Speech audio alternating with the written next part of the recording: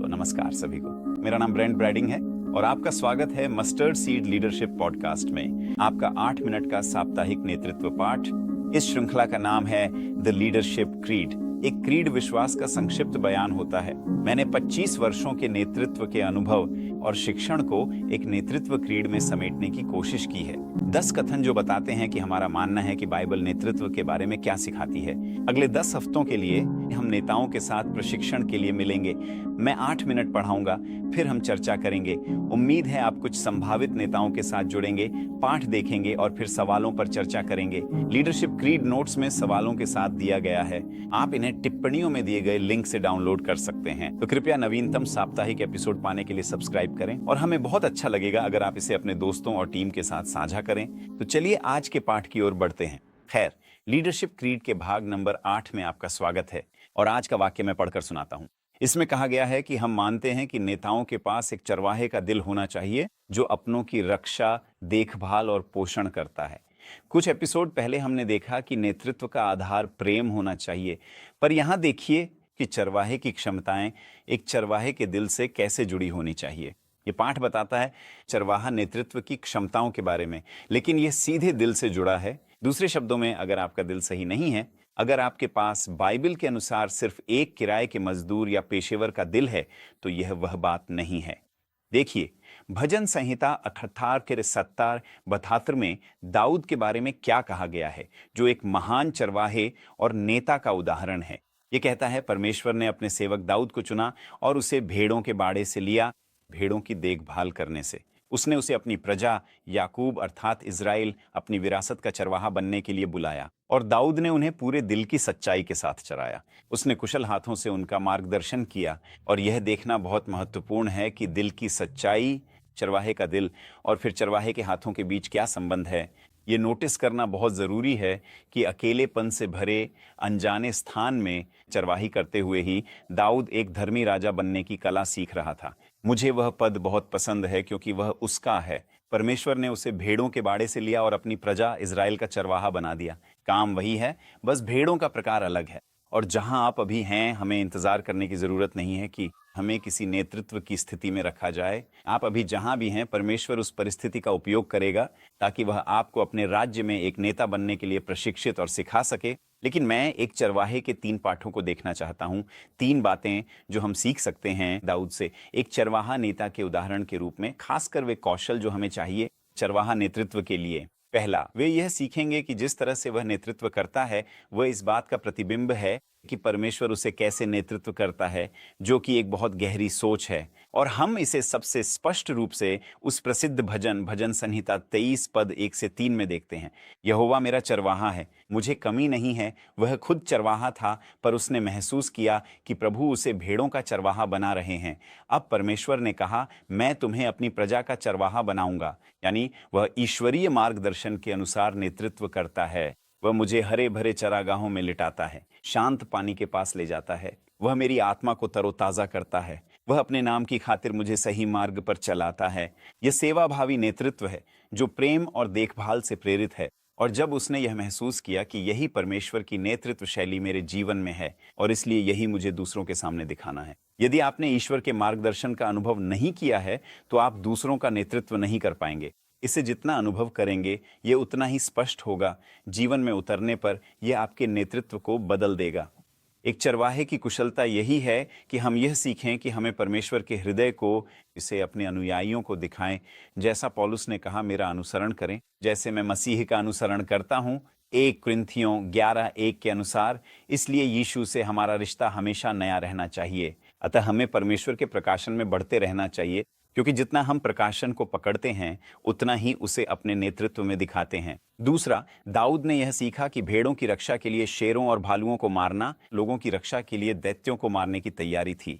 मुझे यह बहुत पसंद है। मुझे यकीन है कि आप में से अधिकांश जो इसे देख या सुन रहे हैं, आपने दाऊद और गोलियत और उस प्रसिद्ध विजय के बारे में सुना होगा। मैं आपको एक अंश पढ़कर सुनाता हूँ। जब वह गोलियत का सामना करने जा रहा था, 1 शमूएल 17:34 से 37 में, लेकिन दाऊद ने शाऊल से कहा, जो राजा था, आपका दास अपने पिता की भेड़ों की देखभाल करता रहा है। जब कोई शेर या भालू आया और झुंड में से कोई भेड़ उठा ले गया, मैं उसके पीछे गया, उसे मारा और भेड़ को उसके मुंह से छुड़ा लिया। जब वह मुझ पर पलटा तो मैंने उसके बाल पकड़ लिए, उसे मारा और मार डाला। आपके दास ने शेर और भालू दोनों को मार डाला है। यह खतना रहित पलिश्ती भी उनमें से एक जैसा ही होगा, क्योंकि उसने जीवित परमेश्वर की सेनाओं का अपमान किया है।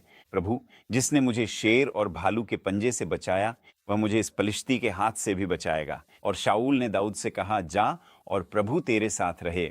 मेरा मतलब है, परमेश्वर के लोगों का नेतृत्व करने के लिए साहस चाहिए, भरोसे से फैसला लेने हेतु हिम्मत चाहिए। जब आप आशा करते हुए अपने संदेहों से लड़ते हैं, किसी का सामना कर प्रेम से सुधारने के लिए साहस चाहिए, दृष्टि में परिवर्तन लाने और उन सपनों के बारे में बोलने के लिए साहस चाहिए, आपके अंदर के ईश्वरीय गुण। लेकिन मुझे ये बात बहुत पसंद है कि ये सब गुमनामी में हुआ था। जो जीतें दाऊद ने निजी तौर पर हासिल की थीं, वही बाद में उसकी सार्वजनिक जीतों का स्रोत बन गईं। और यही कारण है कि मैं इस बात को कम नहीं आंकता कि परमेश्वर अभी आपके जीवन में क्या कर रहे हैं। शायद परमेश्वर आपके वर्तमान संघर्षों से आपके भीतर विश्वास और गवाही गढ़ रहे हैं। आपका जो भी माहौल है, परमेश्वर न तो इंतजार कर रहे हैं और न ही समय बर्बाद कर रहे हैं। वे आपको आपके जीवन के बड़े कार्य हेतु तैयार कर रहे हैं। भविष्य में चरवाहे की कुशलता है, ईश्वर की व्यक्तिगत शिक्षा और सार्वजनिक नेतृत्व के साधनों को पहचानना। उदाहरण के लिए मुझे याद है, जब हमने चर्च की शुरुआत की थी यहाँ, उन दिनों में जब न तो पैसे थे और न ही वेतन देने के लिए पैसे थे, हमने परमेश्वर के अनुग्रह को अलौकिक रूप से देखा। जब इमारत बनाने के लिए करोड़ों का भरोसा किया, तो हमने शेरों और भालुओं को मार गिराया था। प्रभु, आपने हमें पहले भी प्रदान किया, तो निश्चित ही आप यहाँ भी हमें प्रदान करेंगे। और उन्होंने किया भी। और फिर तीसरी बात, दाऊद ने यह सीखा कि आराधना करना, भेड़ों के साथ निजी तौर पर आराधना करना ही उसे सार्वजनिक रूप से पदोन्नति दिलाने का कारण बना। एक शमूएल 16 के 17 से 19 पदों में शाऊल ने अपने सेवकों से कहा, यह वही राजा शाऊल है जब वह अवसाद से जूझ रहा था। कोई ऐसा व्यक्ति ढूंढो जो अच्छा बजाता हो और उसे मेरे पास लाओ। एक सेवक ने उत्तर दिया, मैंने यिशै के बेटे को देखा है, जो बेतलहेम का है, जो वीणा बजाना जानता है। वह एक साहसी व्यक्ति और योद्धा है। वह अच्छा बोलता है, सुंदर दिखता है और प्रभु उसके साथ हैं। तब शाऊल ने यिशै के पास दूत भेजे और कहा, अपने बेटे दाऊद को, जो भेड़ों के साथ है, मेरे पास भेज दो। मेरा मतलब है, ये एक अद्भुत संयोग है। दाऊद जो अपनी गिटार बजा रहा था, गीत लिख रहा था और भेड़ों की देखभाल करते हुए उसकी राजा के एक कर्मचारी से मुलाकात हुई। जब राजा को संगीतकार चाहिए था, वह वहीं मौजूद था और बोला, मैं एक कुशल वादक को जानता हूं जिसके साथ प्रभु है, जो बस उपासना के गीत लिखते हुए परमेश्वर से प्रेम कर रहा था।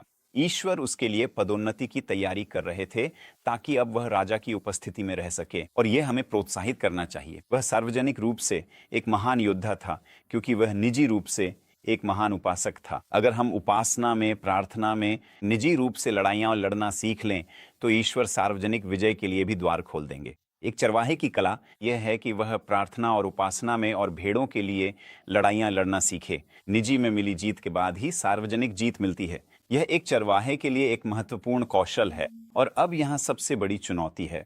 पौलुस ने दाऊद और यीशु से सीखकर इफिसुस के कलीसियाई नेताओं को चुनौती दी। उसने वहां कलीसिया बसाई थी और सालों बाद प्रेरितों के काम 20:28 से 31 में उनसे कहता है, ध्यान रखो अपने आप पर और उस सारी भेड़ बकरियों पर जिनका पवित्र आत्मा ने तुम्हें निरीक्षक बनाया है। परमेश्वर की कलीसिया के चरवाहे बनो, जिसे उसने अपने ही लहू से खरीदा है। जान लो कि मेरे जाने के बाद भयंकर भेड़िए तुम्हारे बीच आएंगे और वे झुंड को नहीं छोड़ेंगे, यहाँ तक कि तुम्हारे अपने लोगों में से भी कुछ लोग उठेंगे और सत्य को तोड़ मरोड़ कर पेश करेंगे, ताकि वे चेलों को अपने पीछे कर लें। इसलिए सतर्क रहो। याद रखो, 3 वर्षों तक मैंने कभी भी तुम्हें चेतावनी देना नहीं छोड़ा, रात दिन आंसुओं के साथ। कितनी भावुक विनती है यह। आप चरवाहे की पुकार सुन सकते हैं। पौलुस का दिल एक चरवाहे जैसा है, जो कलीसिया की तुलना झुंड से करता है। सबक यह है, चरवाहे जैसा नेतृत्व हमेशा कोमल नहीं होता, भले ही यह वैसा लगे। बस एक चरवाहा बनो।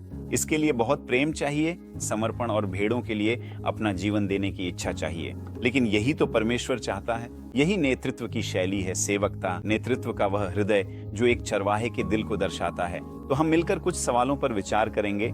एक बार फिर मैं आपको प्रोत्साहित करूंगा कि इन सवालों पर अपनी टीम के साथ चर्चा करें या स्वयं विचार करें। ये रहे वे सवाल। पहला सवाल, क्या आप किसी ऐसे नेता को जानते हैं जिसने चरवाहे जैसा नेतृत्व किया हो? आप क्या देखते हैं? कि कौन सी सबसे बड़ी बात एक महान चरवाहा नेता को बाकी लोगों से अलग करती है। और तीसरा सवाल, परमेश्वर आपके भीतर चरवाहा नेतृत्व का कौन सा पहलू और विकसित करेंगे।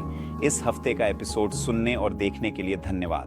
उम्मीद है यह सहायक रहा होगा और अगले हफ्ते आपसे दोबारा मिलने के लिए उत्सुक हूं। तब तक के लिए अलविदा।